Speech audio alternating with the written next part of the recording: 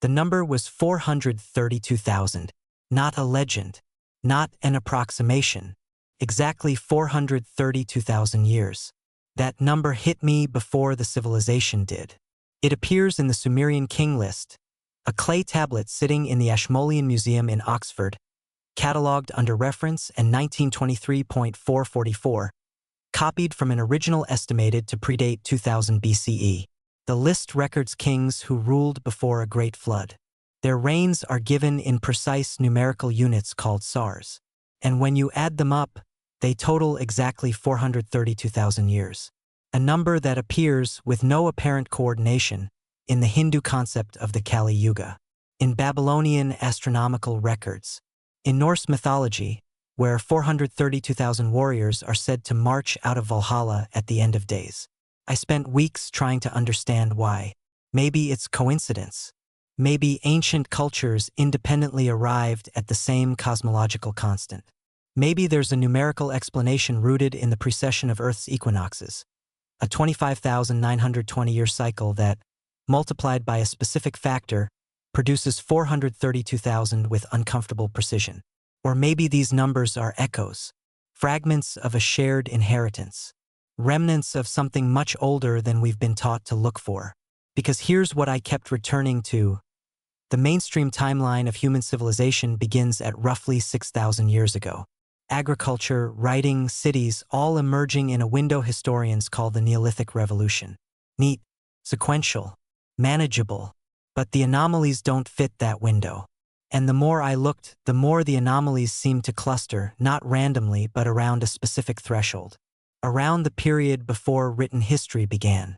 Around the moment when, by extraordinary coincidence, the evidence becomes hardest to find. The official story goes like this. Homo sapiens emerged as an anatomically modern species approximately 300,000 years ago in Africa. For most of that time, we were hunter-gatherers, sophisticated, certainly capable of art and symbolic thought, but nomadic. Then, around 10,000 BCE, something shifted. Climate stabilized after the last ice age. Humans began cultivating plants, domesticating animals. Permanent settlements emerged.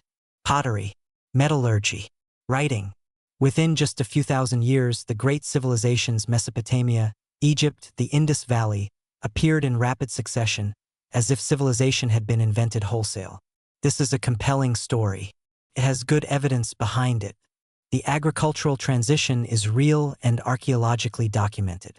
The emergence of writing in Mesopotamia around 3200 BCE is one of the most thoroughly studied transitions in human history.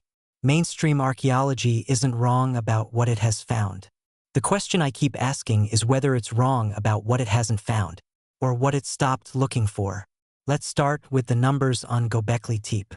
The site sits in southeastern Turkey, in the Taurus Mountains, 12 miles from the modern city of Sanliurfa. It was first properly excavated beginning in 1994 by German archaeologist Klaus Schmidt. What he found has never been fully absorbed into the standard narrative of civilization's origins. Göbekli Tepe consists of massive T-shaped limestone pillars arranged in circular enclosures, some weighing up to 20 tons. The pillars are covered in bas-relief carvings, foxes, scorpions, cranes, abstract symbols. Many of the carvings are executed with a level of artistic sophistication that would be remarkable even centuries later. The site dates to approximately 9600 BCE, possibly earlier. Let me put that in context. That's more than 6,000 years before the first pyramid. More than 5,000 years before Stonehenge. According to the official timeline, the people who built Göbekli Tepe were hunter-gatherers, pre-agricultural humans with no cities, no writing, no centralized organization. Yet they quarried, transported, and precisely erected stones the size of modern automobiles, at elevations that required coordinated effort on a scale we associate with state-level societies. And then they buried it, deliberately, systematically, around 8000 BCE. The entire complex was filled in with soil and rubble in a controlled process that preserved it beneath the surface for 10,000 years, until Schmidt's team arrived. Why would hunter-gatherers build the most sophisticated ritualistic complex in the known prehistoric world, and then bury it? The timeline isn't subtle. Speaking of things being buried, there's Derinkuyu. Derinkuyu is an underground city carved into the volcanic rock of Cappadocia, also in Turkey. It descends at least 18 stories beneath the surface. It has ventilation shafts, thousands of them, designed to circulate fresh air down to the lowest levels. It has wells, stables, wineries, schools, a church, communal gathering spaces. It could accommodate, by most archaeological estimates, somewhere between 20,000 and 50,000 people. And it's not alone. Archaeologists have identified over 200 underground settlements in Cappadocia. 36 of them are considered cities of significant scale. They are connected by tunnels that in some cases run for miles. The Turkish Ministry of Culture estimates that only about 3 to 5% of the underground city of Derinkuyu has been excavated. The rest sits sealed, unexamined, below a landscape of fairy chimneys and vine terraces that receives 3 million tourists per year. The official explanation for Derinkuyu is that it was built and expanded over centuries as a refuge from invaders, from religious persecution. The most commonly cited construction period is around 800 BCE, with use continuing through the Byzantine era and into the medieval period. Here's what no one fully explains. The deepest levels of Derinkuyu show a different type of construction from the shallower ones. The upper levels show the marks of iron tools, chisels, picks, implements consistent with pre-Roman and Roman-era metalworking. The deepest levels show smooth, curved surfaces that some researchers describe as inconsistent with hand tool carving. Erosion patterns in some of the deeper shafts suggest exposure to water at considerable depth, but the region's groundwater table doesn't reach those elevations. Not now. Not in any period of recorded history, but it might have. During the Younger Dryas, the catastrophic climate reversal that ended approximately 11,700 years ago, global sea levels, groundwater tables, and river systems were radically different. A construction timeline that began before the Younger Dryas would explain the anomalous lower levels. It would explain certain features of the ventilation system that seem over-engineered for short-term refugee use. And it would place the origin of Derinkuyu's foundational structures at a period roughly 10,000 to 12,000 years ago that corresponds with uncomfortable precision to the burial of Göbekli Tepe. Maybe I'm seeing patterns where none exist, but let me keep going. Which brings me to the problem of precision. In 1900, a Greek sponge diver named Elias Stadiatos discovered a shipwreck off the coast of the small island of Antikythera. The wreck was Roman era, probably 1st century BCE.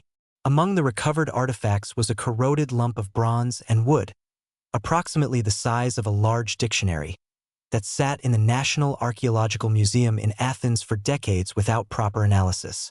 When it was finally X-rayed in 1971 by physicist Derek de Soliprice, working with a team from Yale University, what they found inside challenged everything archaeologists thought they knew about ancient technology. The device contained at least 30 gears, some with as many as 223 teeth, arranged in a differential mechanism of extraordinary sophistication. It was, in Price's own words, nothing less than a computer. The Antikythera mechanism could track the movements of the sun and moon with high accuracy. It could predict eclipses using an 18-year Saros cycle. It tracked the Metonic cycle, the 19-year period after which lunar phases recur on the same calendar dates, and incorporated the 76-year Callipic cycle as a correction. Its gear ratios are precise to fractions of a degree. The device has been dated to between 150 and 100 BCE. The shipwreck that carried it dates to approximately the same period. Here's what matters. When researchers began trying to reverse engineer the mechanism, to build a working replica using only the tools and techniques demonstrably available to artisans of the 1st century BCE, they discovered a problem. The gear teeth are cut to a precision that requires either optical magnification to verify or a standardized measurement system far more refined than anything documented from classical antiquity. The mechanism's designer understood astronomical cycles to a depth not matched in any surviving Greek text from the same period. Where did the knowledge come from? The Greeks themselves credited earlier astronomical traditions, Babylonian, Egyptian, possibly older, with providing the foundational observations their own astronomers refined.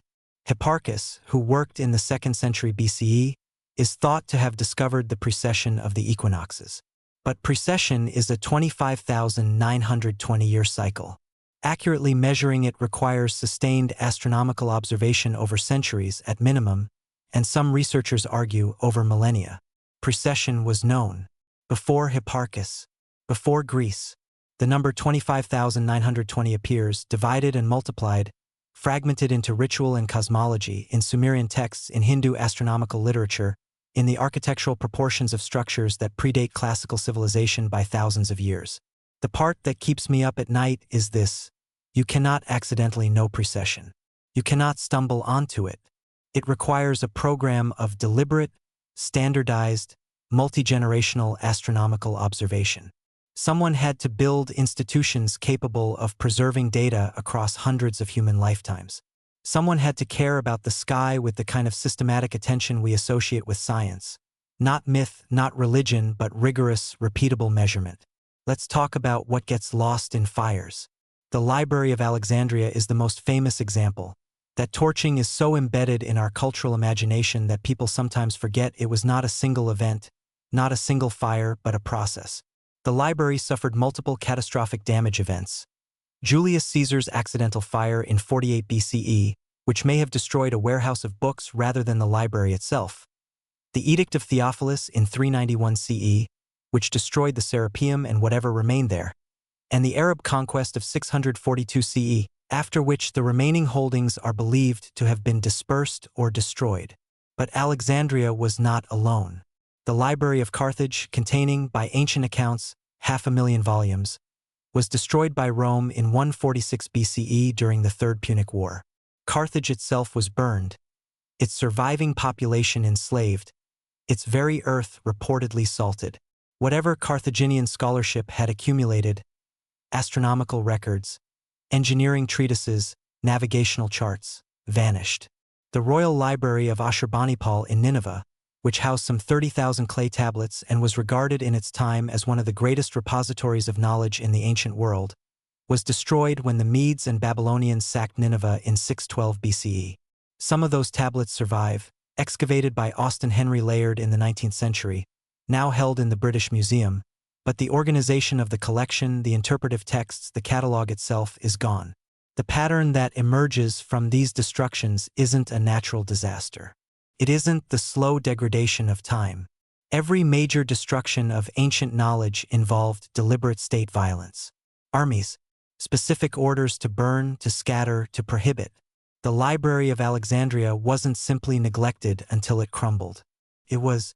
In 213 BCE, the Chinese Emperor Qin Shi Huang ordered what has become known in Chinese historiography as the burning of books and burying of scholars. The Shiji, the records of the Grand Historian, compiled by Sima Qian in the 1st century BCE, records that all books not relating to state-approved subjects were to be destroyed. Agriculture, medicine, divination, and legalist political philosophy were exempted.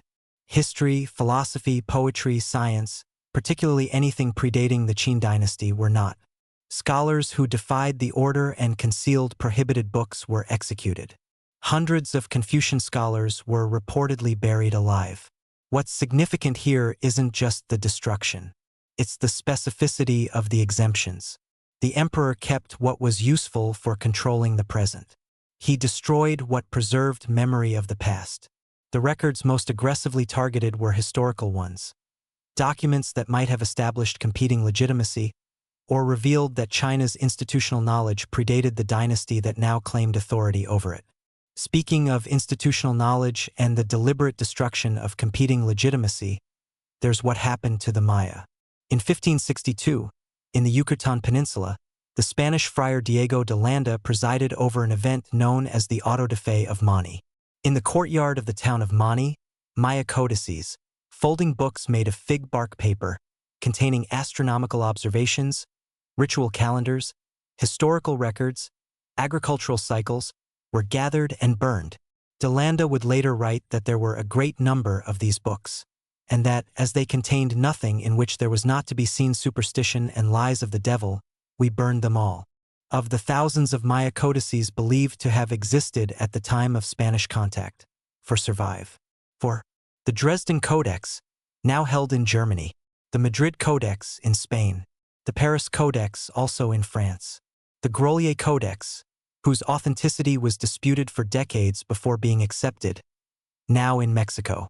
The Dresden Codex contains, among other things, an astronomical table tracking the synodic cycle of Venus to within 2 minutes per year of accuracy.